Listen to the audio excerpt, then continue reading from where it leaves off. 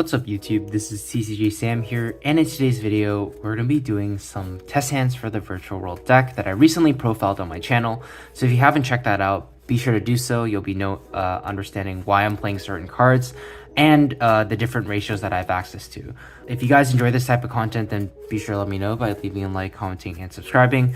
With that being said, let's just finish shuffling up and get into our very first test hand, which is going to be going first. So we're going to start by finishing cutting our deck, drawing our opening hand of Qinglong, Kowloon, Shanwu, GG, and Foolish Burial Goods.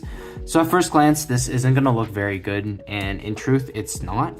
But this hand actually has a lot more hidden potential than you might expect, just because we have a way to actually start playing with GG. So I'll show you what I mean. Let's start off with a copy of Virtual World City Kowloon, which is going to allow us to place any Virtual World gate from our deck face up in our spell and trap zone. We're going to place the Tcg face up. You want to have a trap to targets just so you're able to send a spell card, being Qinglong. So that's what we're going to do. We're going to activate the GG targeting the Tcg to send the copy of Qinglong from our deck to the grave. And now we're still able to continue on with our plays here. We're going to activate the Qinglong to banish itself to add any Virtual World monster from our deck to our hand, and then send a card from our hand to the graveyard. We're going to be adding probably the best Virtual World monster we have access to right now, being Lulu, and then send a copy of Shanwu because we do want Shanwu in the graveyard. Next up, we're activating Lulu targeting the Tcg again. This is because we want to keep adding additional monsters to our hand, which will be necessary for our combo. So what Lulu will do is send the third copy of Qinglong to the graveyard, and then to our hand, we're going to add a copy of Lao Lao. The reason we're adding Lao Lao is because we're going to be able to send a Nian Nian from our deck to the graveyard. Once we reborn the GG, that Nian Nian will come back as well, giving us additional monsters for future fodder. So what we're going to do here is actually just synchro summon these two to get the GG into the graveyard and go into a copy of Stardust Charge Warrior. Charge Warrior's effect is just going to allow us to draw a card. It doesn't really matter what it is, but extra cards are good because it means we're going to have access to more hand advantage to discard for our other cards. Drawing Emergency Teleport is also decent. It's a great extender if we need. So at this point, our goal is going to be trying to set up the Crystal Wing and the Caliga lock. So for that, we're going to need to summon out Muddy Mud Dragon, Ultima Zolkin, and Crystal Wing Synchro Dragon, which is all pretty easy to do and we can actually do it with the hand we have right now. Let me show you what I mean. We'll start with Lao Lao targeting the Tcg, so we're going to be able to send a copy of Nian Nian from our deck to the graveyard, special summoning itself out, and then its effect will bring back the GG. GG, since it is a level 3 that was summoned while Nian Nian's in the graveyard, we can use Nian Nian to summon itself back. And then from here, I think you guys can kind of see it already. We're going to be able to synchro these two for a copy of Ultima Zolkin. And then from here, we're going to set the copy of either Qinglong or Foolish Burial Goods. I'd probably set the Foolish Burial Goods. We're more likely to use that this turn. So we're going to activate the Ultima Zolkin effect. And at this point, your opponent can't Nibiru us anymore. It's a little this hand was a little sketchy since we did play into Nibiru a bit. But you can see with the opening hand we had, to actually be able to combo off, it'd be difficult not to play into Nibiru. Regardless, we're still going to be able to actually do more with our hand here. Before making the Invoke Caliga, we're actually going to want to set up our other Synchro monster, just so we can still use our monster effects this turn. We're going to first use the Emergency Teleport to summon out a copy of Nian Nian from our deck. That's gonna give us the level 3 non-tuner that we need to actually finish up this combo. So what we're gonna do next is activate the copy of Shanwu to reborn the copy of Lao Lao onto the board. And then from here, we are going to synchro summon using the Lao Lao and the Nian Nian into a copy of our Shen Shen. So this is an additional part of our end board, which is really powerful. But we're not done yet here. We can synchro these two, which both get banished because of Shen Shen's ability, into the copy of Muddy Mud Dragon, triggered the effect of Nian Nian to shuffle back any one of our banished cards into our deck. So shuffle back the Shanwu.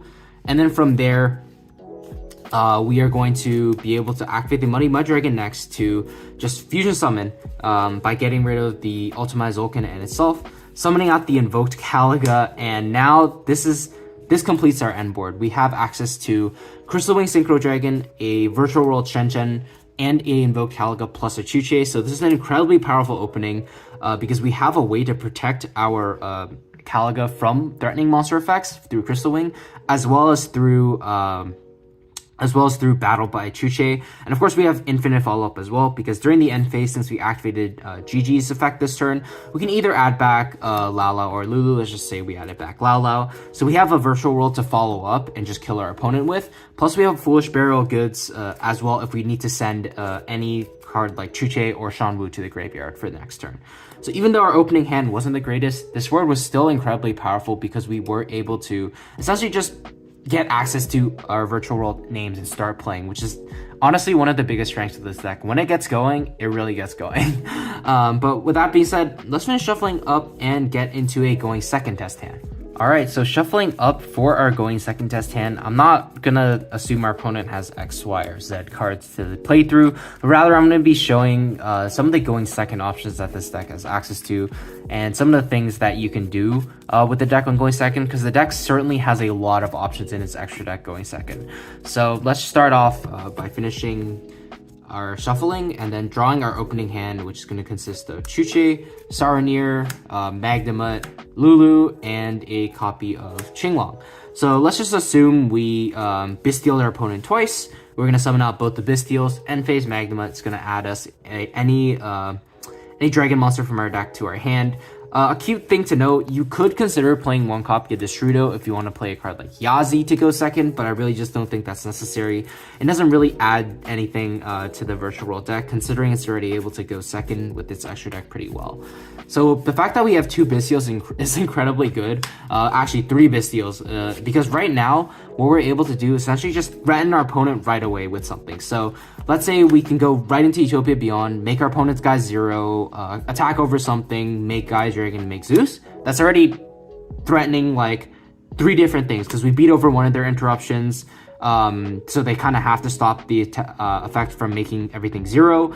I attack, so that clears out one of their threats. Make a Gaia Dragon and then Zeus. So that's 2 sentence off of Zeus, and that's pretty hard for most decks to deal with. So this essentially alone can just bait out 3 interruptions.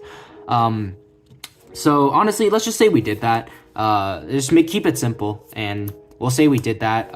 Let's say we successfully either cleared our opponent's board or just broke through all their interruptions. Now let's see what we can actually do with our virtual world engine. So we're going to start off by activating the Qinglong, and then from here we are going to activate the copy of GG, targeting the Qinglong to be able to send either a monster or a trap to the graveyard. What we're going to send is a copy of Nian. Then next we're going to activate the Lulu, targeting the GG to send a copy of Qinglong to the graveyard, and then add a trap from our deck to our hand. So we're going to add a copy of Shanwu. The only reason we're adding that is because it's a good discard fodder for our Qinglong, and we want to keep the other 2 cards in our hand. That's going to trigger the effect of Nian to summon itself back, since we do have a level 3 that was summoned, being Lulu. And then from here, we have a couple of different options. Depending on what deck our opponent's playing, we can either just decide to clear out their entire board, or we can try to actually just set up as many disruptions as possible. So I'm going to go with the route of trying to set up like a pretty decent board on top of what we have already. So let's just say we do that. I'm going to synchro summon away using the Nian and the GG into a copy of Stardust Charge Warrior, just to get us an extra card so we know what we're working with. We'll draw. It's another copy of Nian. Not great, but it makes it so we have easier discards from in the future. Activating the Qinglong next, we are going to grab a copy of the Lao, just because we want as many monsters on our board as possible, and Lao helps facilitate that. We are going to then have access to either Vermilion to destroy another card on our opponent's field, or Shen. So honestly, I think before we make the Shen, we have to resolve the Lala to summon out the Ultimate Zolkin, just because otherwise we're not going to be able to do that. So we'll activate the Lala effect, targeting the Lulu. So from here, you can either send a Chuche or a Qinglong for follow-up. I think you might as well send Chuche just in case we need them level modulation later on, and because we're guaranteed follow-up through GG. So from here, we're going to just synchro these away once again for Ultimate Zolkin, set the virtual world gate Chuche, activate Zolkin effect. So this is already like a formidable board that's starting to form. we're summoning out the Crystal Wing Synchro Dragon, and then from here, we have a couple of different options on where we want to go. And before I forget, sorry, this should be in the graveyard because we discarded off Qinglong, sorry. But either way, from here, we have access to, like, once again, the Caliga play if we really wanted to, because we can just go Shan Wu, banish itself, summon out the GG, discard a card, and just end on that. Or if you think like Shenshen's a better card, we can do the same thing, summon back the GG, and then use the Chuche to level modulate it. So we have a couple of different options on what we want. But another maybe perhaps underrated option that we could use using the Bestial in our hand is actually make a rank 6. So we can activate the effect of Shan Wu to summon back the GG regardless, discarding the Nian Nian, synchroing these two for a copy of either Coral Dragon or Juju. It doesn't particularly matter. Juju can make it so if we wanted to, we can banish these two to clear out one of our opponent's threats. These two to clear out one of our opponent's threats. It's important that we keep one in the graveyard for GG to add back during the end phase. But either way, like the reason why we're making this play is because we want to summon out the Druid Worm, banishing Magma, and then we can just make a rank 6 that, like, whatever we need. So we can summon out Wallow or Fan. Wallow as like to steal one of our opponent's cards, or Fan to clear out another card. So you can see already, like, even if the Zeus didn't successfully clear their board twice, we're still going to be able to do a lot with the specific hand we had.